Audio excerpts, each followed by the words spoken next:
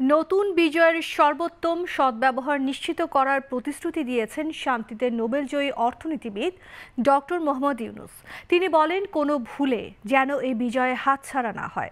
আগামীকাল বৃহস্পতিবার দেশে ফিরছেন এই নোবেলজয়ী। দুপুরে ইউনূস সেন্টার থেকে এক সংবাদ বিজ্ঞপ্তিতে কথা জানানো হয়েছে।